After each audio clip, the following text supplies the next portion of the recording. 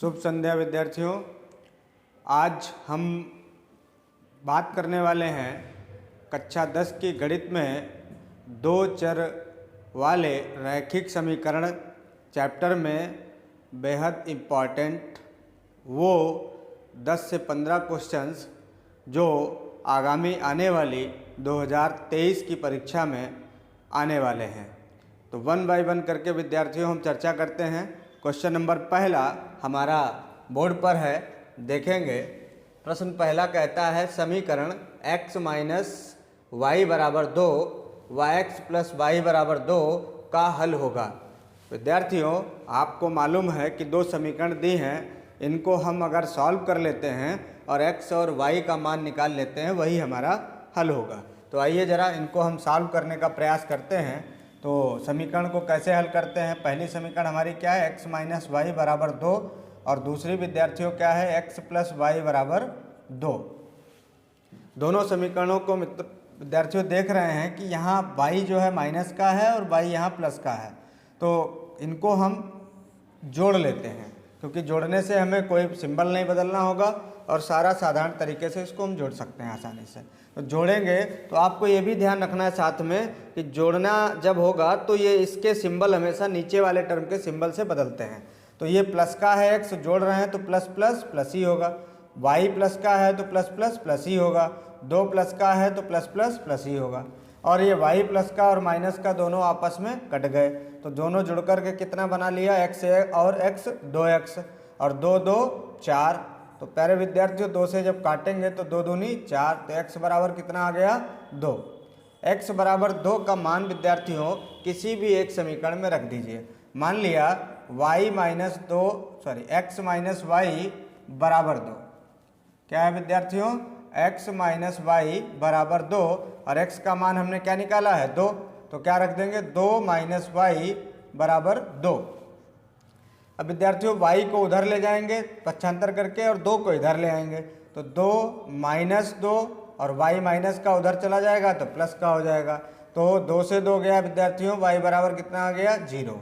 इसका मतलब ये है x का वैल्यू 2 आएगा और y का वैल्यू 0 आएगा। माने हमारे जो समीकरण के हल होंगे वो x बराबर 2 y बराबर 0 होंगे। ऑप्शन नंबर विद्यार्थियों 2।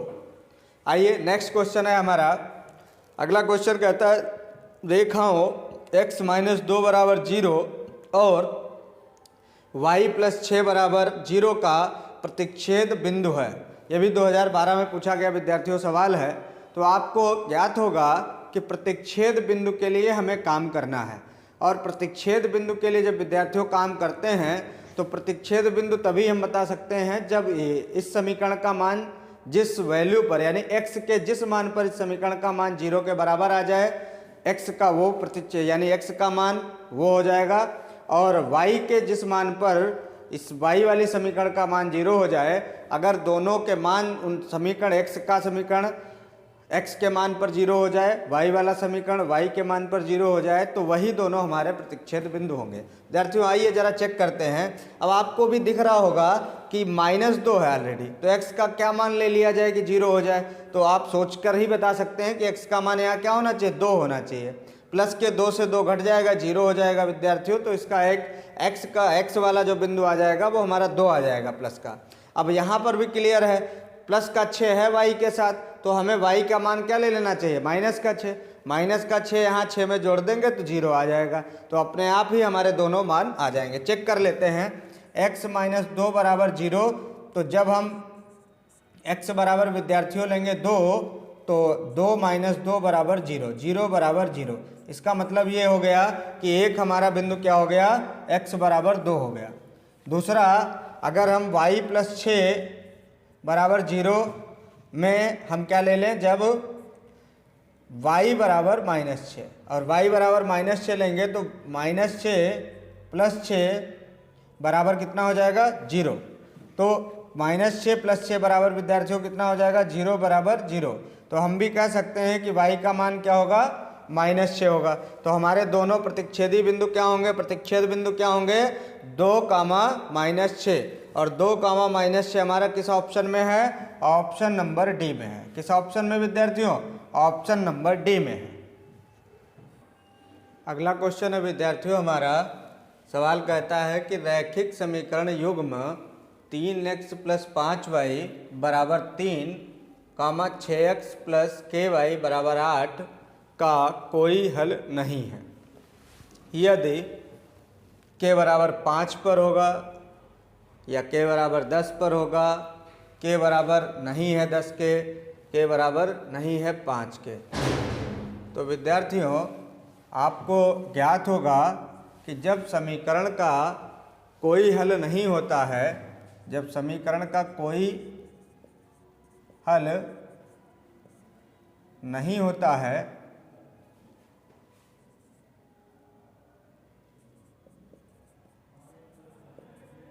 तो हमारा प्रतिबंध जो होता है वो होता है a1/a2 बराबर b1/b2 बराबर नहीं है c1/c2।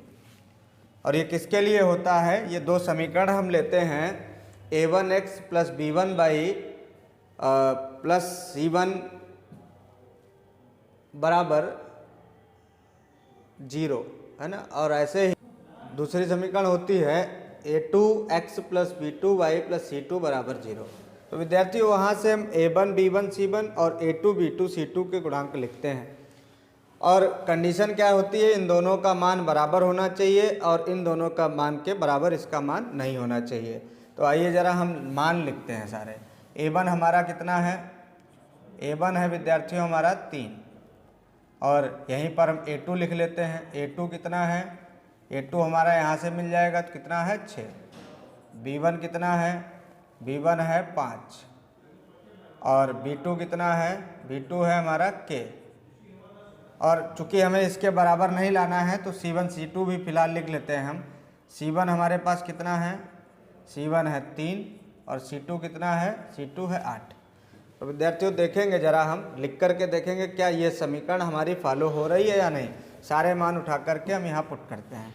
a1/a2 माने a1 का मान कितना है? 3/a2 का मान कितना है? 6 बराबर b1/b2।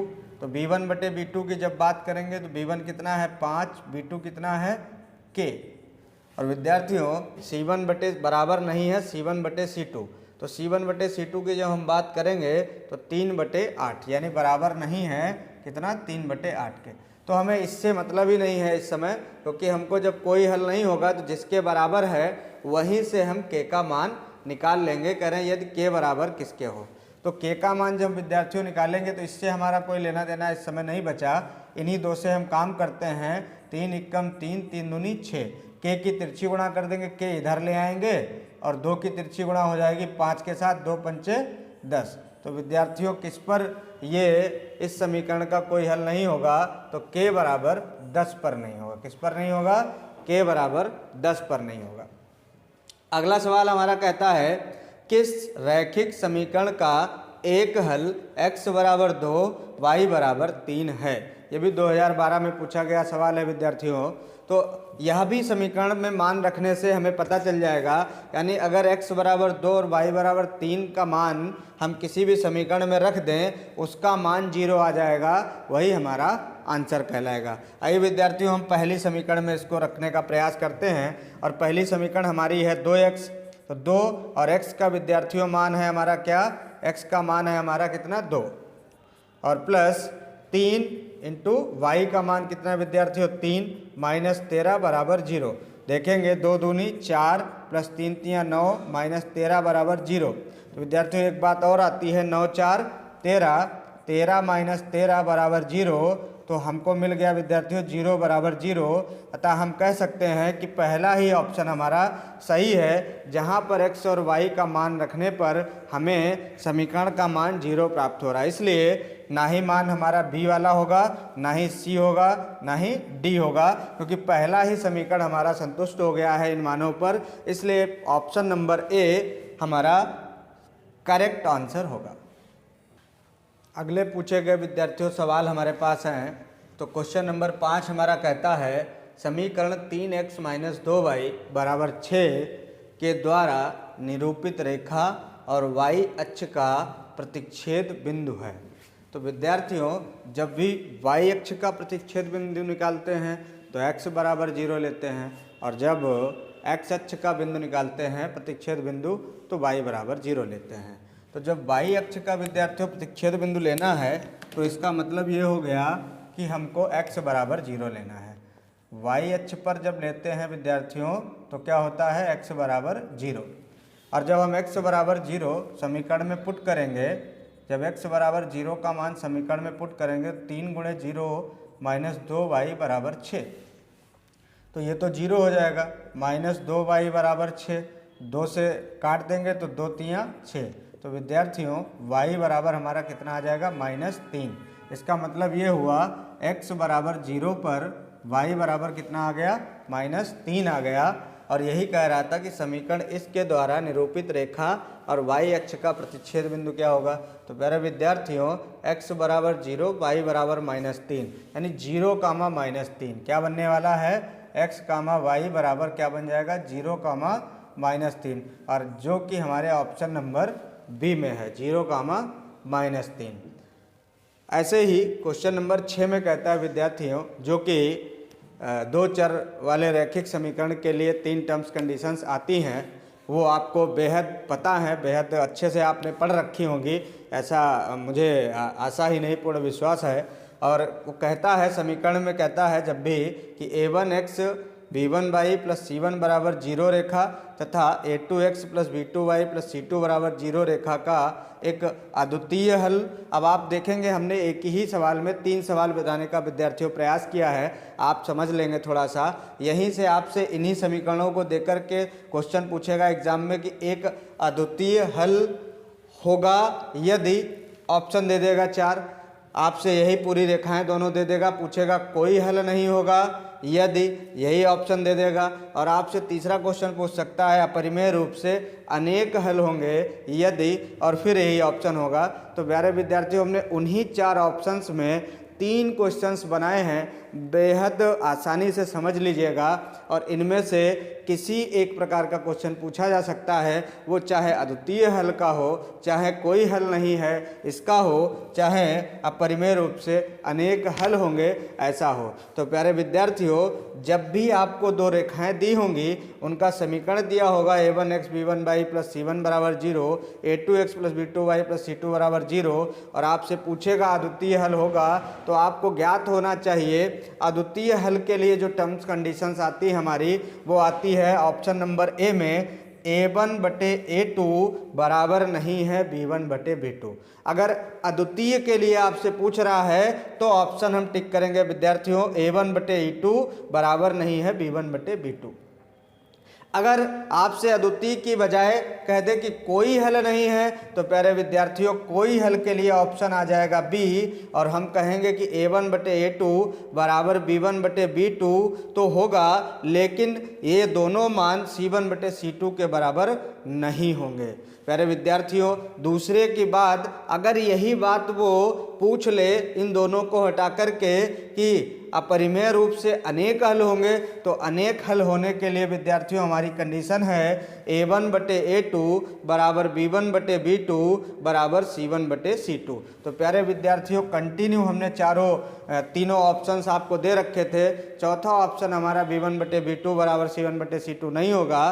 तो आप ध्यान रखेंगे, बड़ा छोटा सा पॉइंट ये ध्यान रखेंगे कि अद्वितीय हल के लिए हमें कोई भी ऑप्शन दिया हो हमें कोई मतलब नहीं है, हमें जहां ऑप्शन मिल जाए a1/a2 बराबर नहीं है b1/b2, मतलब दोनों जो रेखाएं होंगी उनका अद्वितीय हल होगा। और अगर आपको मिल जाए, आपको सवाल में पूछे कोई हल नहीं होगा, ऐसी समीकरण क्या कंडीशन है उनकी, तो आप देखेंगे किसी भी ऑप्शन में a1/a2 बराबर b1/b2 बराबर नहीं है c1/c2 के, जहाँ भी मिलेगा वो कोई हल नहीं का प्रतिबंध होगा। ऐसे ही अगर आपसे तीसरी बार पूछ ले अनेक हल होंगे, तो अनेक हल का प्रतिबंध विद्यार्थियों चारों ऑप्शन में जहां भी मिले आपको a1/a2 बराबर b1/b2 बराबर c1/c2, उसको हम टिक कर देंगे। और ये हमारे एक ही प्रश्न में 3 प्रश्नों का आंसर हमने देने का प्रयास किया। मुझे लगता है कि आपको समझ में आ गया होगा। अगला क्वेश्चन है हमारा विद्यार्थियों, समीकरण 3x + 2y बराबर 4 में y बराबर -1 है, तो x का मान होगा। तो विद्यार्थियों जब भी आपको समीकरण ऐसा होगा, जब भी सवाल ऐसा दिया होगा, वो चाहे y का मान दिया हो, समीकरण दे रखी हो x का पूछे, या समीकरण दे रखी हो x का मान दिया हो y का मान पूछे, लगाने का पैटर्न आपका वही रहने वाला है। तो आप देखेंगे जरा, y का मान हम यहाँ उठा करके रख दें। क्या रख दें?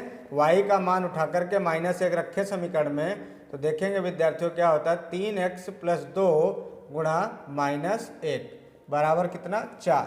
तो देखेंगे 3x प्लस माइनस का 2 बराबर 4, और आप 3x बराबर 4 और 2 को पक्षांतर करके इधर लाएंगे तो प्लस का 2, तो 3x बराबर कितना आ जाएगा? 6, और 3 दूनी 6। तो विद्यार्थियों x बराबर कितना आ रहा है हमारे पास? 6। x का मान कितना आ रहा है? 6। और आपसे यही पूछ रहा था कि x का मान क्या होगा। x का मान विद्यार्थियों कितने आने वाला है? 6। 3 दूनी 6। तो विद्यार्थियों हमारा आंसर क्या आएगा? 3 दूनी 6, माने x बराबर 2। अरे सॉरी, ये x बराबर आंसर आने वाला है 2। और आप देखेंगे x बराबर 2 किस ऑप्शन में है? B option. x बराबर 2 किस ऑप्शन में विद्यार्थियों मिल रहा है? बी ऑप्शन में। यानी अगर समीकरण ये हमारी दी है, y का मान दिया है, तो x का मान हमारा यहाँ पर क्या आने वाला है? 2 आने वाला है। अगला समीकरण हमारा है, यदि 1/x - 1/y बराबर 1 तथा 1/x + 1/y बराबर 2 हो तो x का मान होगा। तो विद्यार्थियों सेम तरीके से लगना है, बस इसलिए इस सवाल को रखा क्योंकि ये हर में दिया है, तो कैसे आप इसको सॉल्व करेंगे, यानी भिन्न में दिया है। तो देखेंगे जरा, अगर हम 1/x - 1/y बराबर क्या लिख लें? 1, और यही समीकरण नीचे लिख लें इसके, 1/x + 1/y बराबर कितना? 2, और दोनों को जोड़ देते हैं विद्यार्थियों, क्योंकि एक माइनस का एक प्लस का आपस में कट जाएंगे। तो plus plus plus plus plus plus, और ये भी प्लस प्लस प्लस, ये दोनों टर्म एक में कट जाएंगे। अब आपको जोड़ना है क्या? 1/x + 1/x। विद्यार्थियों क्या जोड़ना है? 1/x + 1/x बराबर 2 और 1 3। तो 1/x + 1/x आप जानते हैं x लासा ले लेंगे, तो दोनों को अगर हम x लासा ले लें तो क्या आ जाएगा? 1 + 1 बराबर 3, और फाइनली 1 1 कितना हो जाएगा? 2/x बराबर 3। तो विद्यार्थियों x बराबर, अगर x को हम इधर ले जाएं, 3 को हम इधर लाएं, तो आंसर हमारा क्या आने वाला है? x बराबर 2/3। x इधर ले आएंगे, 3 नीचे ले आएंगे, तो x का आंसर क्या आने वाला है? x का मान क्या आने वाला है विद्यार्थियों?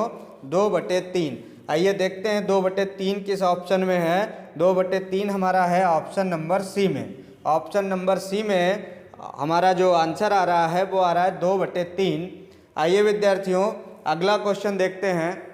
क्वेश्चन कहता है हमारे विद्यार्थियों, 2 समांतर या असमांतर रेखाएं एक दूसरे को प्रतिच्छेद करती हैं। तो सबसे पहली बात तो ये समझ लीजिए विद्यार्थियों कि सवाल या तो आएगा 2 समांतर रेखाएं एक दूसरे को प्रतिच्छेद करती हैं, या तो आएगा 2 असमांतर रेखाएं एक दूसरे को प्रतिच्छेद करती हैं।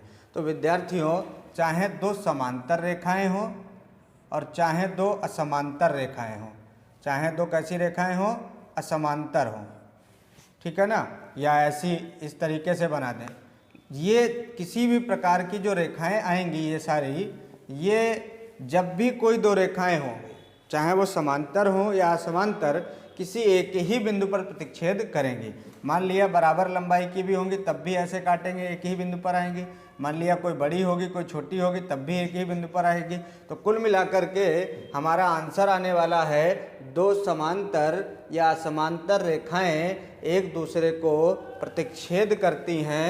तो प्यारे विद्यार्थियों 2 बिंदु पर नहीं, एक बिंदु पर, जी हाँ, एक बिंदु पर कोई भी समांतर या असमांतर रेखा क्या होती है? वो एक दूसरे को प्रतिच्छेद करती हैं। इसलिए अनंत बिंदु पर कभी पॉसिबल नहीं हो सकता, 3 बिंदु पर नहीं पॉसिबल हो सकता। इसलिए हमारा आंसर होगा बी, एक बिंदु पर।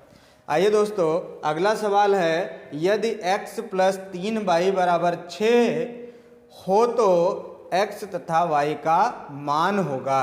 विद्यार्थियों जब भी समीकरण हमको ऐसी दे रखी होगी तो इसका मतलब ये है कि हम ऑप्शन से काम करने वाले हैं, या आप अगर इतना सोच पाते हैं तो वहाँ से काम करने वाले हैं। तो ऑप्शन ही सबसे बेहतर होता है। आप x और y का मान यहाँ रखिए और जिस मान पर x और y के जिस मान पर इधर LHS यानी लेफ्ट हैंड साइड का मान RHS के बराबर आ जाए, समझ जाइएगा कि वही x और y के मान होने वाले हैं। आइए जरा हम चेक करते हैं। 0 और 6 पर रखेंगे तो विद्यार्थियों ऐसे ही चेक कर लीजिए, जिस ऑप्शन पर सही आने वाला है उस पर हम चेक करा देते हैं आपको। आप देखेंगे जरा 0 रखते हैं तो यहाँ क्या आएगा 0, x का मान 0 रखेंगे 0 और y का मान 6 रखेंगे तो 6 × 18, 0 में 18 जुड़ेगा विद्यार्थियों, नहीं हो सकता 6 के बराबर। आइए 3 रखते हैं, 3 एकम 3 और एक y का रखेंगे तो 3 एकम 3 यानी 3 + 3 तो ये कितना आ जाएगा 6, यानी x बराबर 3 ले लें, y बराबर 1 ले लें, उस कंडीशन में 6 बराबर 6 आ रहा है। इसका मतलब ये है कि x का मान अगर हम 3 लेते हैं विद्यार्थियों, x बराबर 3 ले लें, y बराबर 1 ले लें तो हमारा समीकरण क्या आ जाएगा 3 + 3 × 1 बराबर 6 और ये क्या आ जाएगा 3 + 3 बराबर 6, तो कितना आ जाएगा 6 बराबर 6। अतः ऑप्शन नंबर बी हमारा सही आंसर होगा। अगला भी चेक कर लीजिए, 1 रखेंगे तो 1 और 3 रखेंगे तो 3 × 3 = 9।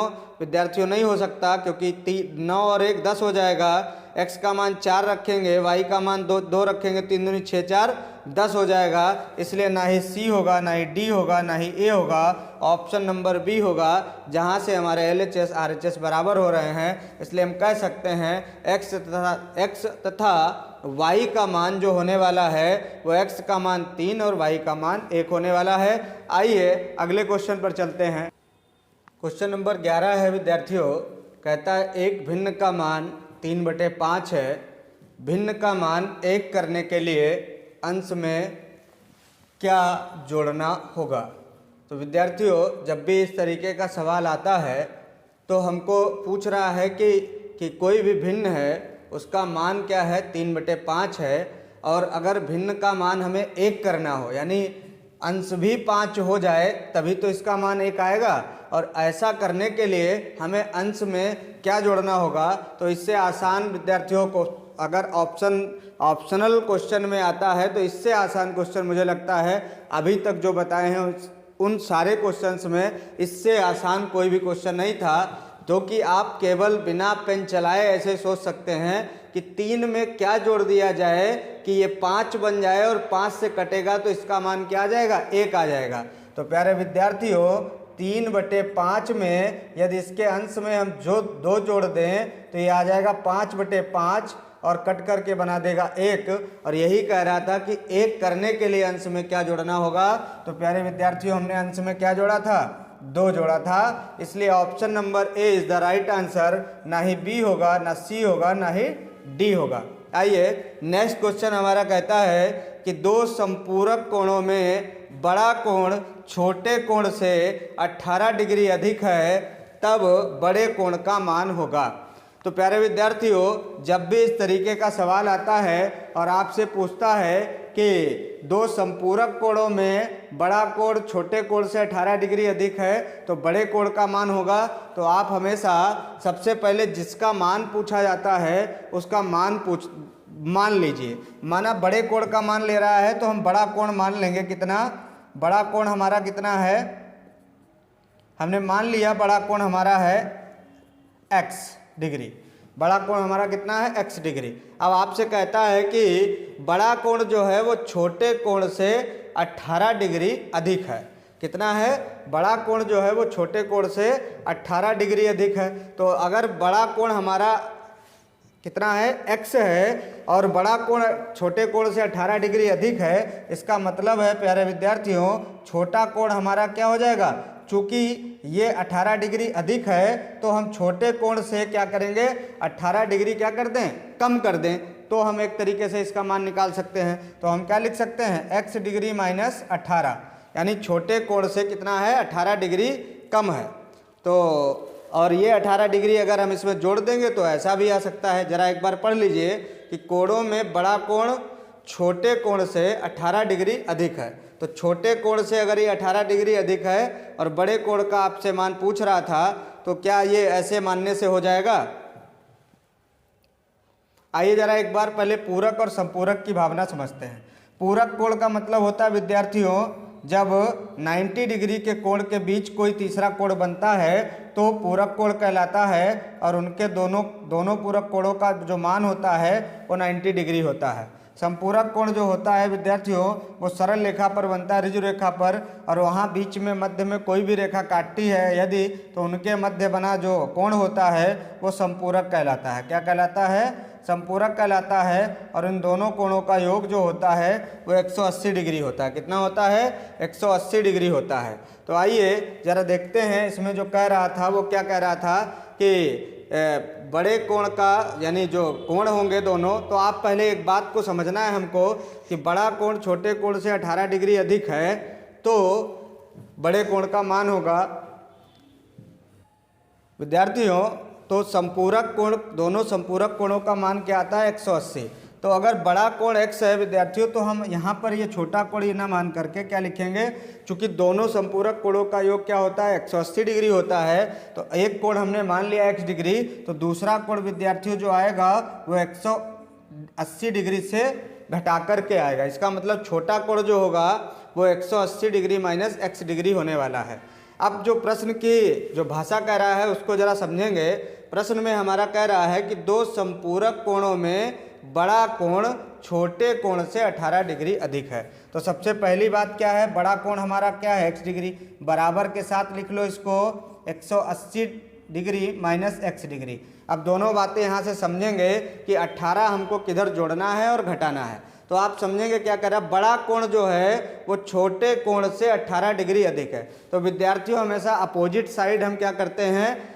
जोड़ देते हैं, यानी उतनी चीज़ बढ़ा देते हैं। अगर बड़ा कोण छोटे कोण से 18 डिग्री अधिक है, इसका मतलब ये ऑलरेडी ज़्यादा है, तो 18 हमको कहाँ जोड़ना होगा? छोटे कोण में जोड़ना होगा। कहाँ जोड़ना होगा?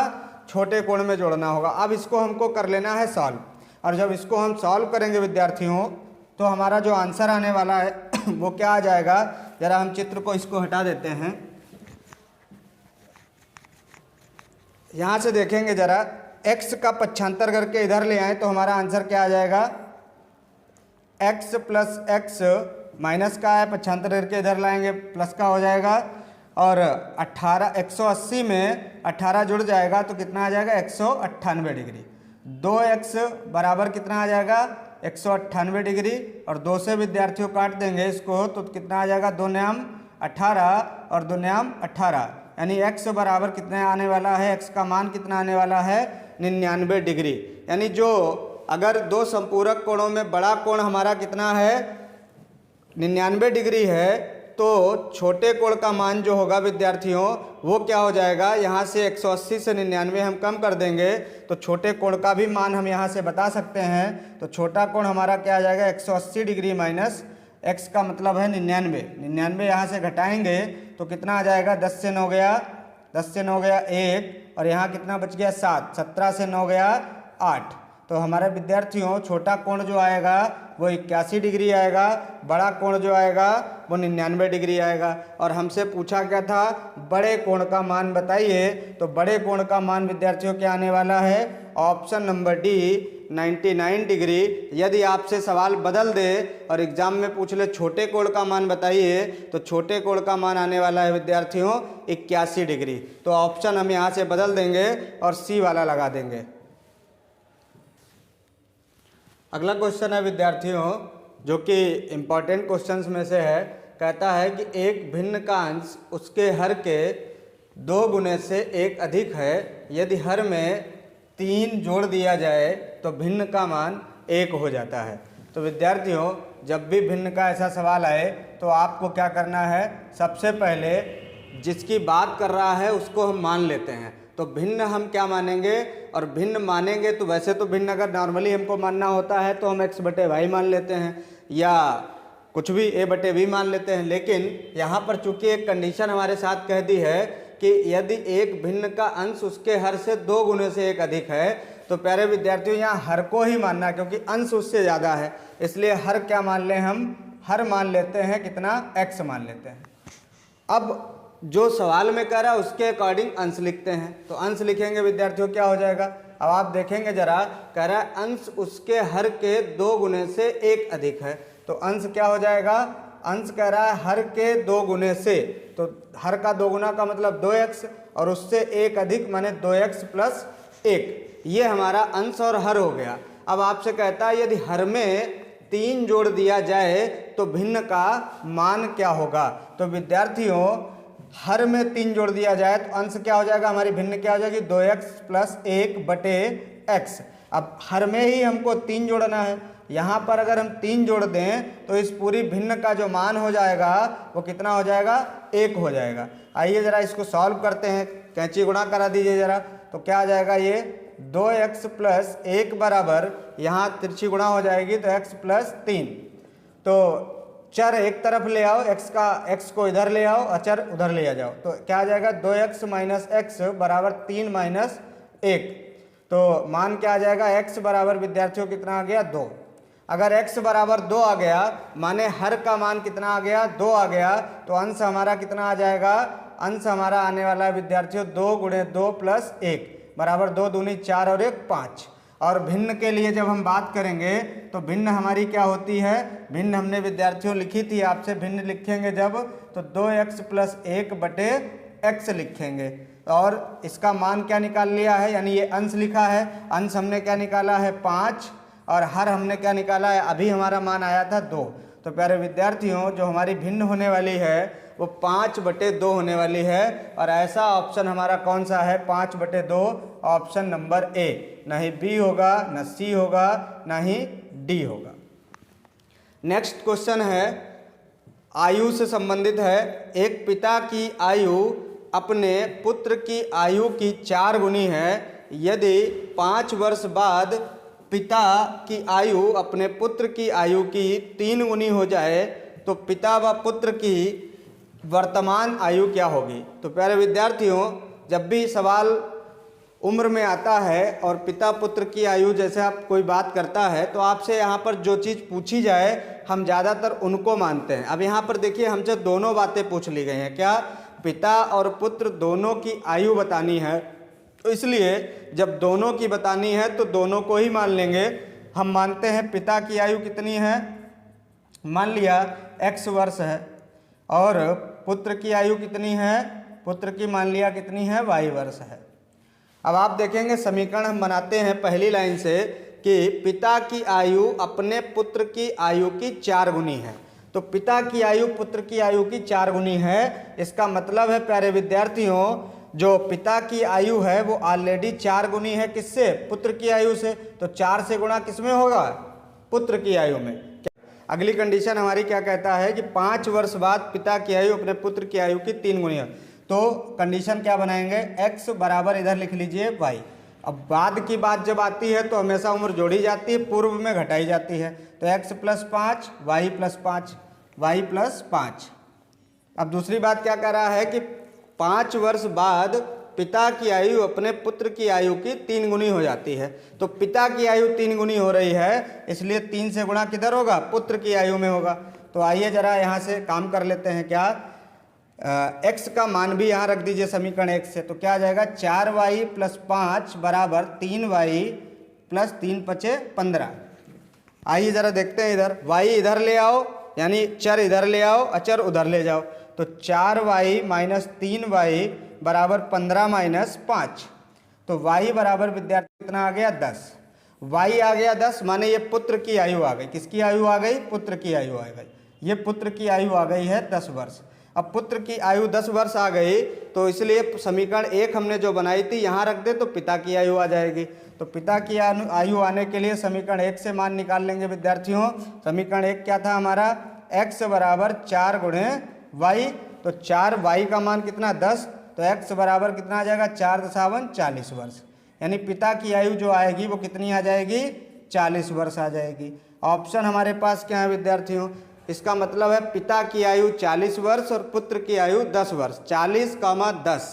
तो 40 और 10 ऐसा ऑप्शन है हमारा बी, यानी ना ही पहला होगा ना ही तीसरा होगा, ना ही चौथा होगा। ऑप्शन नंबर बी, पिता की आयु 40 वर्ष और पुत्र की आयु 10 वर्ष, यही हमारा सही आंसर होगा।